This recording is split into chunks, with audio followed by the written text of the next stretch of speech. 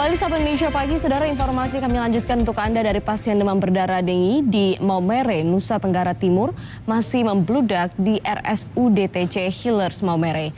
Pasien pun terpaksa harus saling berbagi tempat tidur. Kondisi kekurangan tempat tidur pasien masih terjadi di ruang UGD dan hal ini membuat beberapa pasien anak balita kemudian berbagi tempat tidur. Untuk keadaan normal, jumlah tempat tidur yang tersedia di UGD sebanyak 10 hingga 15 unit. Namun karena jumlah pasien DBD yang terus meningkat, ada pasien yang ditempatkan di lorong UGD. Menurut Kepala Dinas Kesehatan Kabupaten Sika, jumlah tempat tidur di RSUD TC Healers sebanyak 220 unit. Namun semuanya telah terisi pasien yang didominasi oleh pasien DBD. Lalu kita akan juga pantau bagaimana kondisi terbaru dari perkembangan kasus DBD di Kabupaten Sika, Nusa Tenggara Timur bersama jurnalis Kompas TV Citos Natun yang berada di Sika. Selamat pagi, Citos.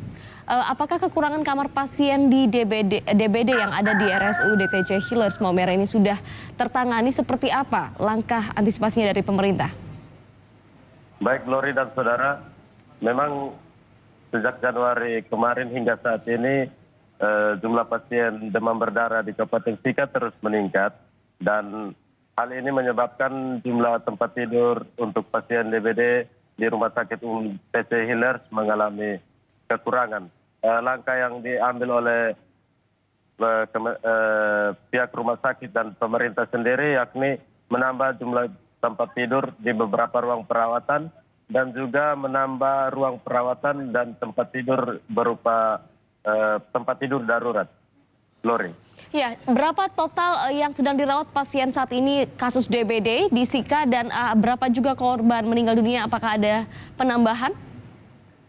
Baik, hingga sampai saat ini jumlah korban yang meninggal di Kabupaten Sika belum ada penambahan, masih 14 orang yang meninggal. Sementara yang sedang dirawat di Rumah Sakit Dr. TC Healers Maumere berjumlah 94 orang, di mana didominasi oleh anak-anak kecil.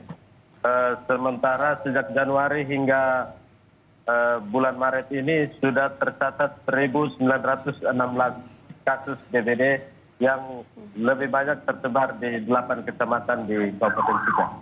Ya, Citos, Menkes juga memberikan perhatian khusus dengan datang berkunjung ke sana membawa bantuan 30 dokter dan perawat.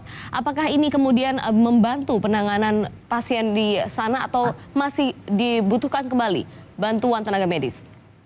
Baik, Lori, kami koreksi bahwa kemarin tim yang dibawa oleh Menteri Kesehatan berjumlah 18 orang, di mana terdiri dari 5 dokter ahli dan 12 perawat serta 1 analis kesehatan lingkungan. Sebelumnya memang Kementerian Kesehatan sempat mengirim 10 orang dokter, namun ke 10 orang dokter itu sudah kembali ke tempat tugasnya masing-masing. Hingga saat ini mereka sudah disebar ke kecamatan-kecamatan yang memiliki jumlah kasus terbanyak di Kabupaten Sika, dan selain menangani pasien, mereka juga melakukan upaya promotif dan preventif di masyarakat. Demikian, Gloria. Baik, terima kasih Citos Natun, informasi terbaru dari perkembangan kasus DBD di Kabupaten Sika.